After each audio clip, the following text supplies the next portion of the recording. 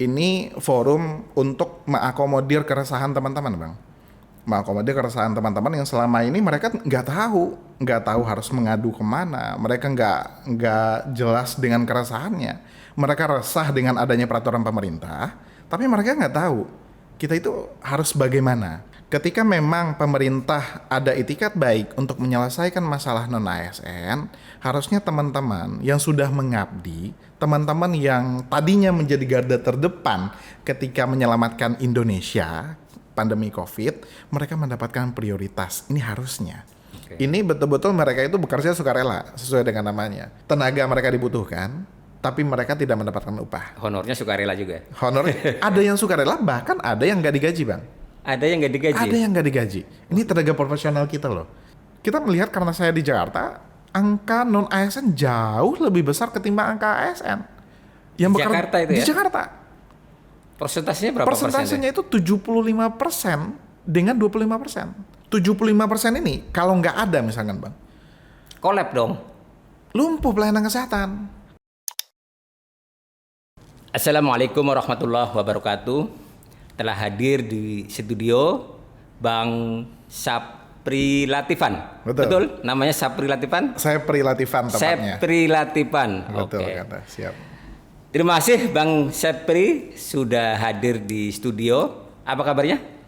Kabar luar biasa. Luar biasa. Luar biasa. Nah, Bang Sapri Latifan ini aktivis honorer tenaga kesehatan ya. Betul. Nah, ini menarik nih isu seputar honorer. Nah, mungkin kita akan bincang-bincang seputar honorer, seputar P3K dan lain sebagainya, sejauh mana perkembangannya, sehingga biar publik juga tahu dinamika yang ada di dalamnya. Kurang lebih begitu? Siap. Bang Sapri. Nah, kita manggilnya Bang Sapri ya. Siap, Bang. Kebijakan tentang honorer itu kan honorer yang dihentikan sekaligus dijanjikan oleh pemerintah untuk diangkat menjadi ASN ya.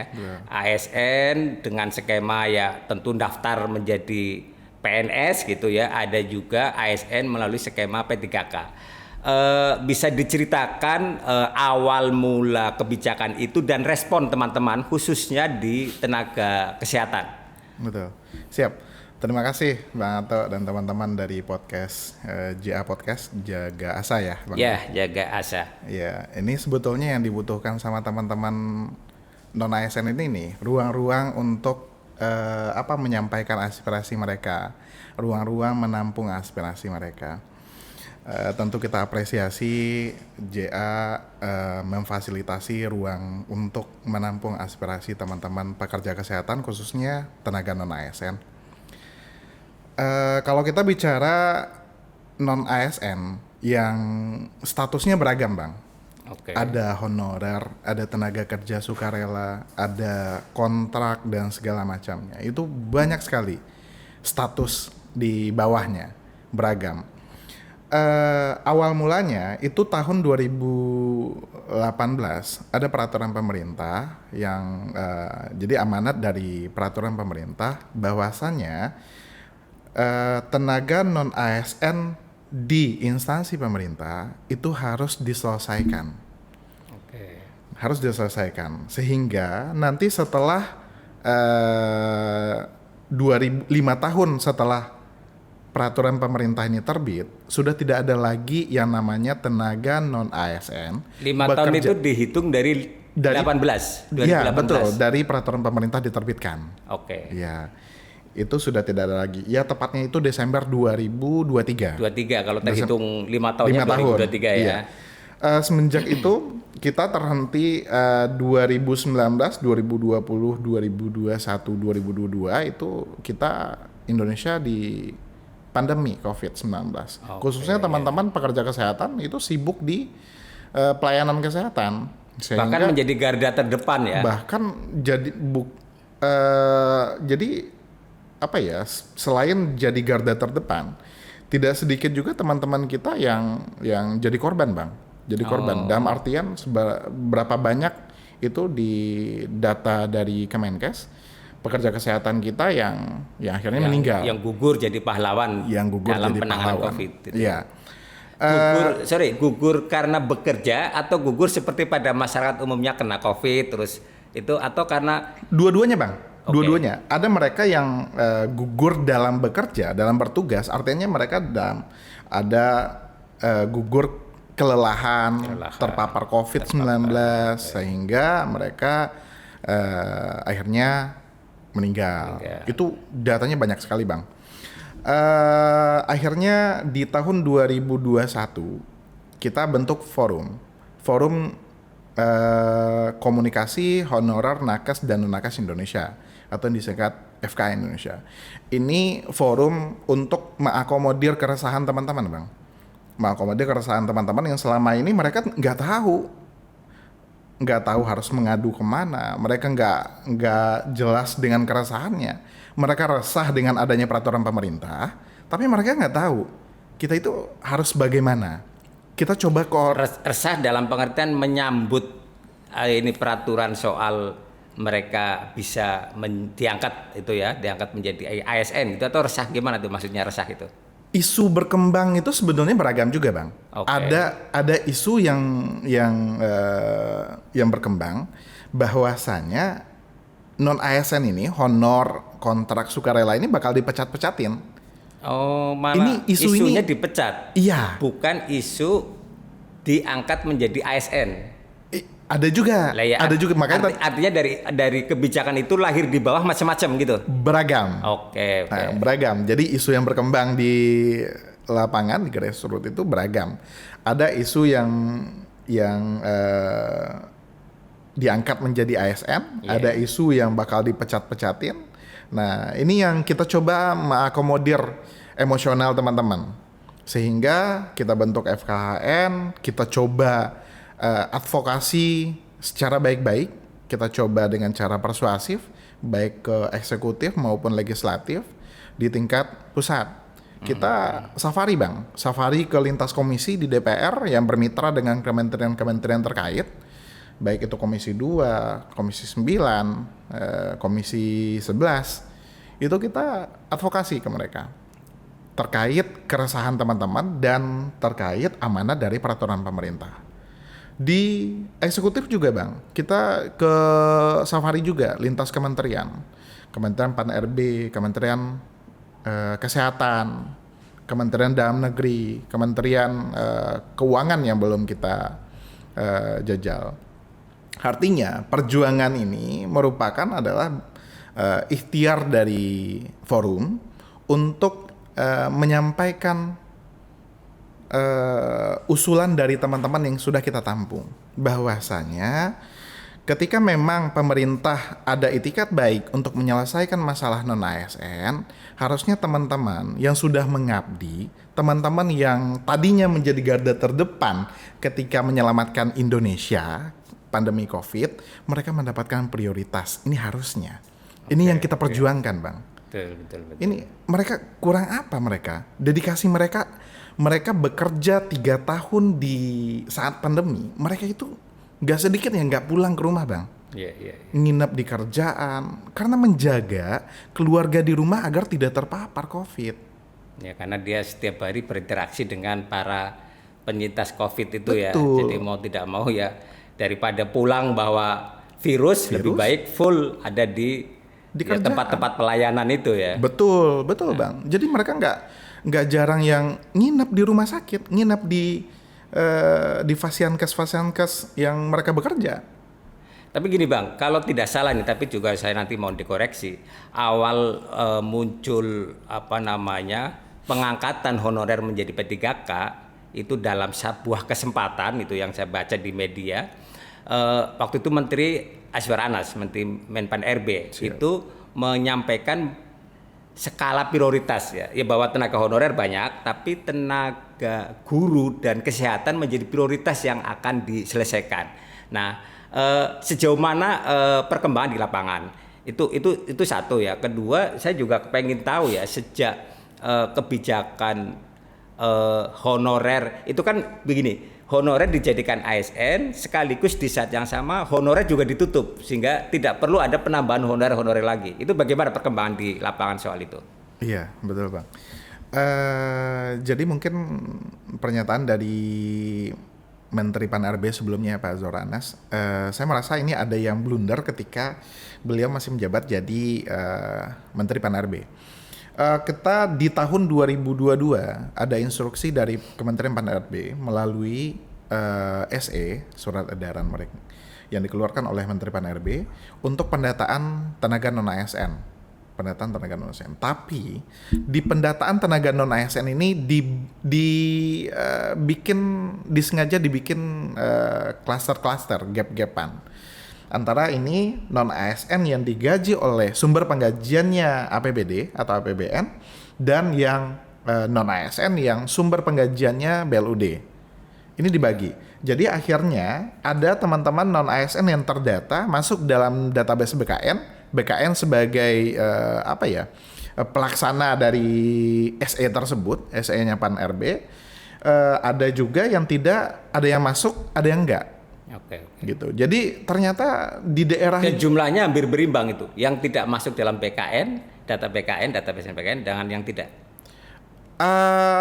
Ya, secara hampir sama lah Bang. Hampir sama jumlahnya. Iya, untuk jumlahnya hampir sama lah, yang terdata sama nggak terdata. Nah, datanya ada berapa sejauh ini yang teman-teman tahu? Mungkin kan apakah semua masuk dalam forum paguyuban itu tadi atau ada juga yang tidak masuk, atau paling nggak data sejauh ini yang ada itu yang honorer masih berapa? Yang sudah terangkat menjadi ASN atau P3K berapa, yang belum berapa? Mungkin punya informasi?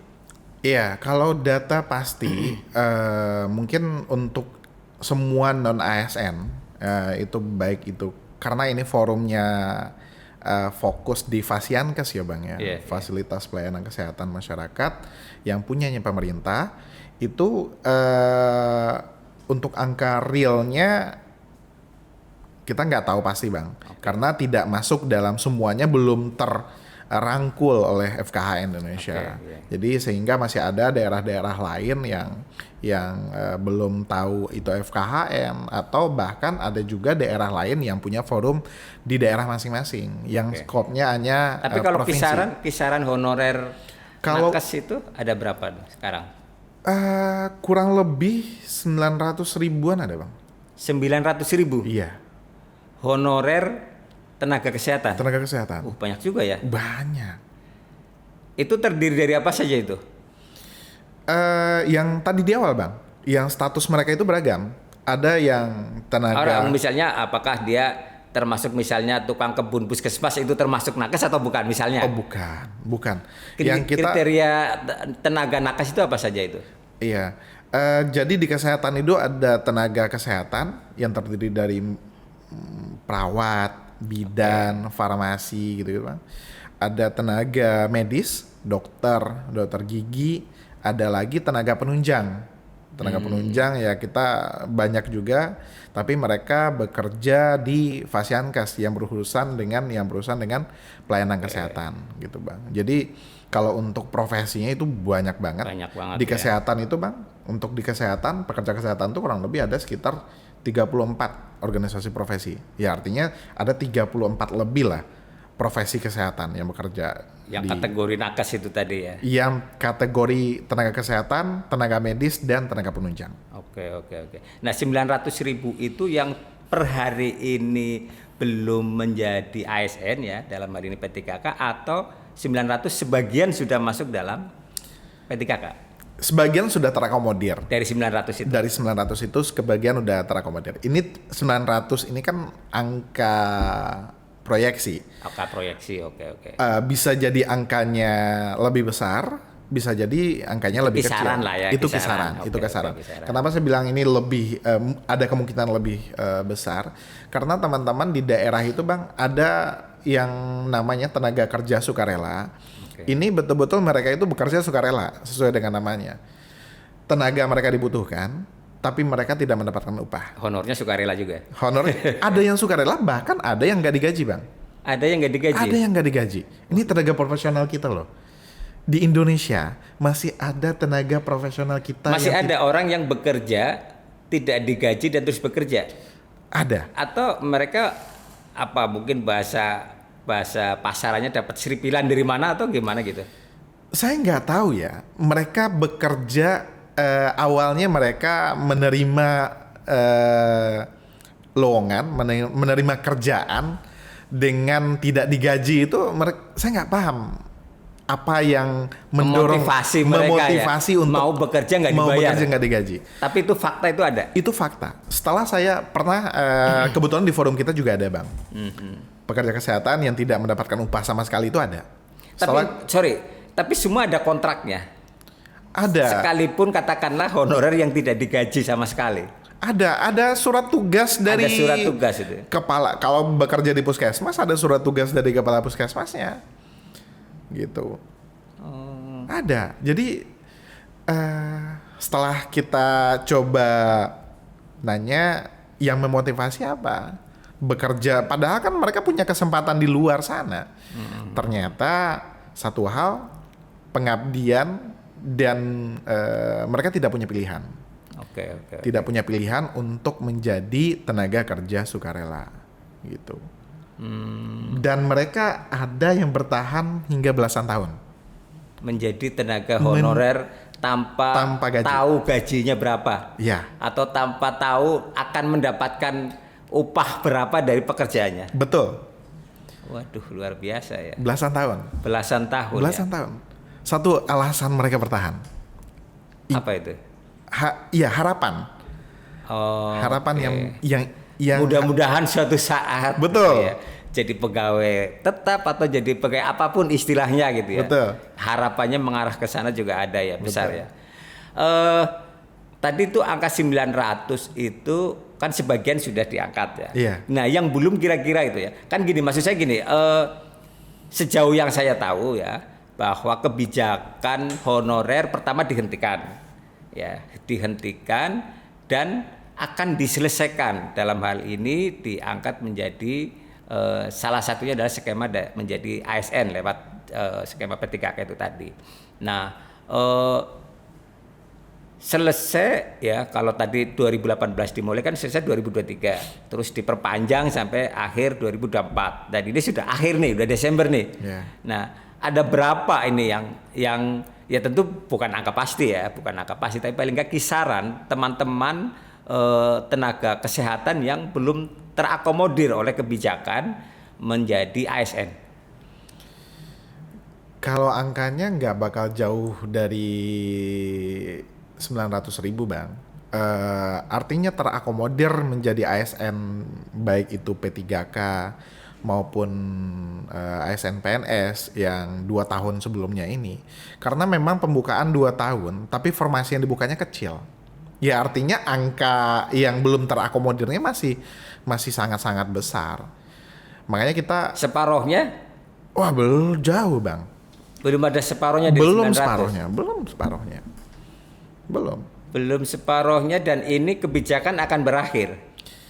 Iya, ini amanat undang-undang. Amanat undang-undang Desember 2024, penataan non-ASN harus diselesaikan.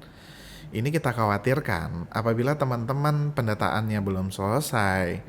Ini kita mau ketemu dengan Desember berikutnya, tahun depan berarti. Artinya seperti itu. Tapi kita melihat ya kita yakinlah di bawah kepemimpinan Pak Prabowo, kita melihat keseriusan beliau juga memperhatikan kesejahteraan pekerja. Ya artinya sebelumnya kita melihat mungkin abang teman-teman tim JA Podcast udah tahu juga info viral teman-teman guru sudah menerima kenaikan. Oh ya, beberapa hari lalu lah ya. Betul. Ini kemarin juga menaikkan ya dalam pidatonya lah ya. Kalau kita merujuk pidato presiden, menaikkan gaji, tunjangan dan sebagainya dengan angka-angka seperti yang kita dengar dan baca di media itu ya. Betul. Itu kita mengutip dari media dan juga mendengarkan pidato Pak Prabowo, dan kita melihat dalam pidatonya itu ada ketulusan dari Pak Prabowo menaikkan kesejahteraan, mengangkat kesejahteraan pekerja, terutama yang kemarin teman-teman di tenaga pendidik, teman-teman guru. Dan ini juga ada info kenaikan UMR, UMP.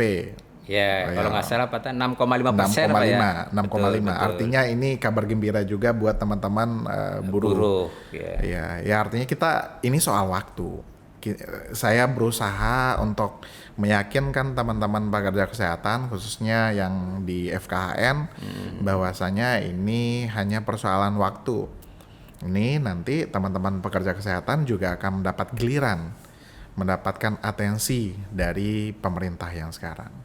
Dan teman-teman optimis tentang itu semua ya? Harus optimis. Iya. Pemerintahan baru kan semangatnya juga baru ya. Betul. Untuk menyelesaikan banyak masalah yang tersisa maupun yang akan datang lah, kurang lebih begitu. Iya.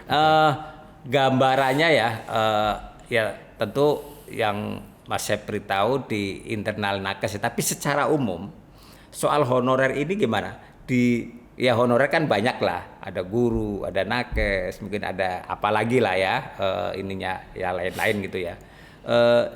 Apakah kurang lebih sama masalahnya? Masalahnya itu maksud saya masih banyak anggotanya yang komunitasnya gitu yang belum terangkat P3K, atau hanya di nakes ini yang kelihatannya masih relatif besar gitu ya yang belum ini. Kalau teman-teman di atau di guru atau apa yang Mas Sepri dengar itu? Iya, kalau untuk tenaga non ASN ini Bang, saya lebih nyaman menggunakan tenaga non ASN karena mengakomodir status-status yang lain Bang. Iya. Kalau tenaga non ASN itu yang lebih mungkin angka yang yang mendominasi ya Bang, yang lebih besar itu guru, teman-teman nakes itu yang dominan mereka lah. Tapi untuk non ASN di lembaga lain juga banyak Bang. Di Damkar itu ada non ASN-nya. Di Satpol PP itu ada non ASN-nya. Bahkan di Polri, instansi Polri itu juga ada Bang tenaga non ASN-nya. Nah, tapi untuk skema penyelesaian masalah non ASN di lembaga-lembaga tersebut, kita belum mendapatkan sejauh mana informasinya. Di tenaga Polri belum tahu, di Satpol PP, Dishub, Damkar segala macam kita juga belum tahu. Ya artinya ini sebagai gambaran buat pemerintah sekarang, ternyata tenaga non ASN itu benar-benar ada dan tersebar di mana-mana. Dan lumayan masih banyak yang belum diangkat atau terangkat menjadi ASN. Betul. Nah, gini. Kalau tadi merujuk yang berakhir 2023 terus diperpanjang 2024 dan kita sudah masuk bulan Desember, tentu kan harus ada entah itu kebijakan baru atau upaya baru seperti apa yang sudah terkomunikasikan oleh teman-teman nakes dengan para pihak lah. Itu gimana perkembangannya? Iya. Sebetulnya kalau dengan pemerintahan baru di sisa waktu hanya hitungan hari, kita sih tidak berharap banyak diselesaikan di tahun 2024. Artinya ini kita akan ketemu di tahun 2025 masih dengan persoalan yang sama, penyelesaian masalah non ASN. Untuk upaya yang kita telah tempuh, yang telah kita lakukan dari forum FKHN, kita sudah bersurat, mengirimkan surat permohonan, RDP, audiensi, silaturahmi dengan pemerintah, baik itu legislatif maupun eksekutif. Kita udah bersurat ke Bu Menpan, kita udah bersurat. Kita percaya betul lah, Bu Menpan, Bu Menteri Pan RB ini kan birokrat dari Pan RB. Betul. Nah, orang yang paham betul lah, kita rasa paham betul solusi terbaik untuk non ASN ini seperti apa. Ini kita betul-betul menitipkan mungkin dengan sinergitas Bu Menpan. Kita melihat belum 100 hari kerja Bu Menpan udah kelihatan, udah membangun kepercayaan tenaga non ASN, membangun kepercayaan publik untuk ini memperlihatkan keseriusan dari pemerintah kabinet Merah Putih yang di tangannya Pak Prabowo itu upaya-upaya untuk menyelesaikan ya kita udah percayakan lah sama Bu Menpan ya. Kita makanya kemarin kita udah bersurat, mudah-mudahan Bu Menpan membuka ruang diskusi lah dengan kita, membuka ruang diskusi, mendengarkan apa yang menjadi harapan teman-teman, dari teman-teman. Iya. Kalau kita rasa, Bang, di tahun 2023 hal yang sama dilakukan oleh Kementerian Kesehatan, Pak Budi, itu membuka ruang diskusi sama tenaga non ASN. Ya. Mereka menerima kita dan mendengarkan apa yang menjadi keresahan teman-teman sebagai pekerja kesehatan. Gitu. Kita berharap juga karena Menpan ini di penyelesaian masalah non ASN ini sebagai regulator, Bang. Betul. Ya kalau tidak salah itu ya setelah dilantik itu ya Bu Menteri Menpan itu ada 3 prioritas yang akan dalam 100 hari diselesaikan ya. Satu penataan ini ya lembaga kementerian ya, karena kan ada penambahan kementerian baru, terus jabatan wamen segala macam itu banyak itulah ya, menata itu. Terus yang kedua kalau tidak salah juga prioritas penempatan pejabat-pejabat di kementerian itu tadi ya, jadi SOTK-nya dan sebagainya itu tadi. Dan ketiga ya dari 3 prioritas itu ketiganya adalah menyelesaikan persoalan ya itulah tenaga non ASN lah ya. Pertanyaan saya poin-poin seperti apa yang teman-teman harapkan untuk diakomodasi dalam kebijakan pemerintahan yang akan datang dalam rangka menyelesaikan persoalan non ASN. Tentu juga mempertimbangkan kemampuan fiskal negara kita. Betul. Ya. Kalau asal ngangkat nanti nggak dibayar kan juga repot kan? Betul. Kalau harapan ya Bang ya, sederhana sebetulnya. Harapan non ASN itu saya rasa baik itu tenaga kesehatan, medis, penunjang, teman-teman guru, harapannya sama. Bahwasanya teman-teman ingin mendapatkan skala prioritas dalam penyelesaian masalah non ASN. Kalau memang pengangkatan otomatis bertabrakan dengan undang-undang, artinya teman-teman harus melalui tahapan seleksi. Saya rasa teman-teman legowo ketika teman-teman mendapatkan skala prioritas, tidak dibenturkan dengan pelamar umum. Penyelesaiannya bukan rekrutmen, formasinya ada, tutup untuk umum, untuk sementara. Ini bukan diskriminasi. Ini bukan, ada juga teman-teman yang fresh graduate, ini nggak adil. Bukan nggak adil, justru kita selesaikan dulu. Kalau ini dibuka secara umum, teman-teman pelamar umum bisa daftar, honorer bisa daftar, TKS bisa daftar misalkan, non-ASN misalkan. Itu mereka kalau secara teori, ya mereka mungkin kalah dengan fresh graduate. Tapi kalau secara pengalaman, apa diragukan teman-teman yang 11 tahun mengabdi? Apa kita meragukan teman-teman 20 tahun mengabdi? Kan enggak. Yang dibutuhkan untuk di Fasiankes apa? Mereka yang paham dan mereka yang sudah berpengalaman. Selama ini pelayanan kesehatan berjalan dengan baik kan karena dibantu sama teman non-ASN. Bahkan kita melihat karena saya di Jakarta, angka non-ASN jauh lebih besar ketimbang angka ASN. Yang Jakarta itu ya? Di Jakarta.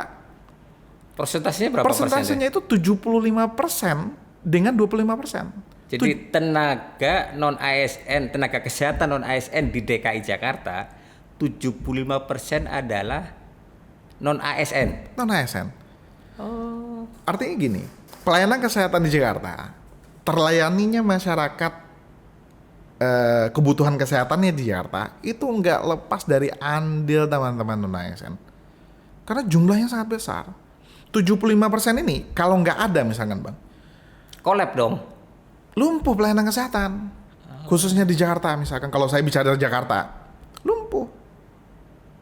Itu yang bekerja di lembaga pemerintah semua itu, katakanlah Ya, mulai puskesmas, terus RSUD. rumah sakit dengan berbagai macam tipenya itu. Iya, betul. Betul. Bukan yang di swasta, bukan ya? Bukan.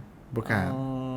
Dan kalau pemerintah kan kecenderungannya ya melayani lebih banyak masyarakat, karena kan apa ya, gratis, ya murah dan sebagainya gitu ya. Kalau swasta kan mahal gitu ya. Ya. Artinya itu vital sekali dong ininya, apa namanya, kebutuhan peran dan ininya dari peran-peran tenaga nakes non ASN ini. Iya, sangat vital. Gambarannya seperti tadi. 75% yang pekerja kesehatan kita yang di Jakarta ini nggak ada. Apa iya cuma terlayani dengan 25% SDM kesehatan yang terdiri dari PNS dan P3K? Kan nggak mungkin. Bahkan di satu puskesmas itu semua dokternya ada yang non ASN. Kalau misalkan kepala puskesmasnya dari dokter gigi, Ya. PNS misalkan, 2-3 dokter umum misalkan, itu dari non ASN. Kalau mereka nggak ada gimana? Emang dokter gigi bisa ngobatin yang lain gitu? Kan nggak. Ya artinya gambarannya seperti itu. Tapi kan fakta seperti ini kan pemerintah kita belum mengetahui sepenuhnya. Artinya kalau di Jakarta kita nggak apa ya, ya mereka pasti tahu lah. Jangan-jangan persentase 75-25 itu gambaran umum di daerah-daerah juga nggak kira-kira? Rata-rata seperti itu. Jadi, Dominan teman-teman non ASN. jadi secara nasional kalau ada katakanlah 1 juta tenaga kesehatan, itu 700.000-nya itu non ASN. Non ASN. Oh, gede juga ya. Kalau Iya. ada 10 juta itu 7 jutanya itu non Non ASN. ASN. Ini angka Iya, angka gambaran kasar lah, bayangan Kak. ya. Iya, bayangan. Lumayan besar ya. Lumayan. Itu kebetulan kita jadi setiap advokasi kita selalu bawa data. Jadi kita bikin survei kecil-kecilan internal. Jadi ternyata ada yang persentasenya 60-40, 60-nya non ASN, 40-nya ASN. Kan teman-teman sekarang kenapa non ASN ini dibutuhkan? Rata-rata teman-teman non ASN ini teman-teman yang masih fresh, masih muda, masih produktif. Apalagi pemerintah sekarang mendorong pelaporan apapun yang bentuknya program pemerintah itu serba digital. Pelaporan by system, program ini by digital. Ya teman-teman kita ya mungkin ada, nggak semuanya, saya nggak generalisir ya. Ada yang ASN yang sudah tidak produktif, yang sudah tidak bisa gagap menggunakan teknologi itu ada. Iya, Ada. betul.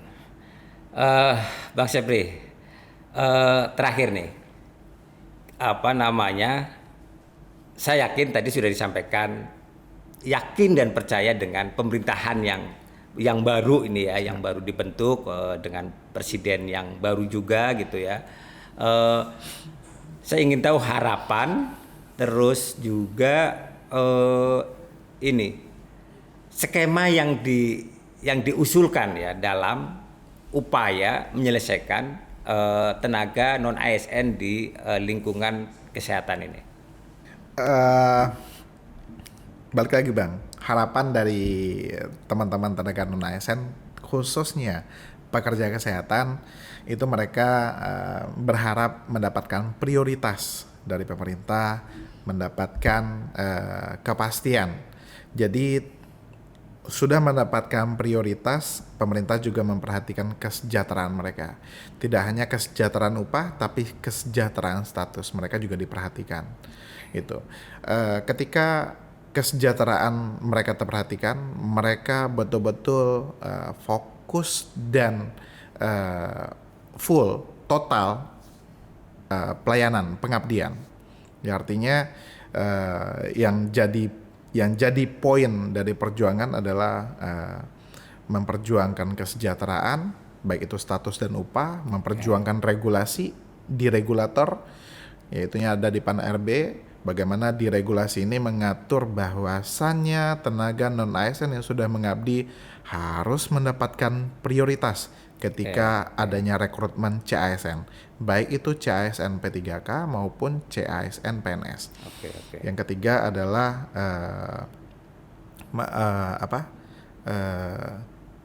regulasi, kesejahteraan.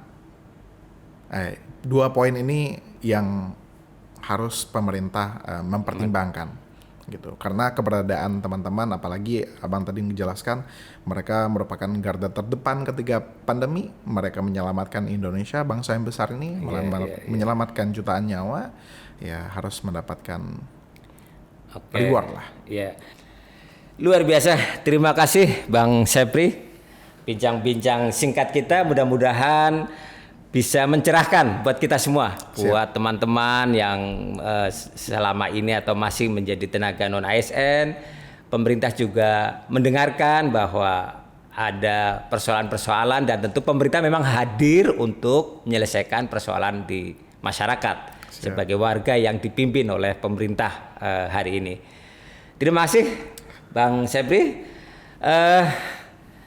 Teman-teman semua, begitu bincang-bincang kami dengan tenaga non ASN dari kesehatan. Mudah-mudahan bermanfaat. Assalamualaikum warahmatullahi wabarakatuh. Waalaikumsalam. Oke.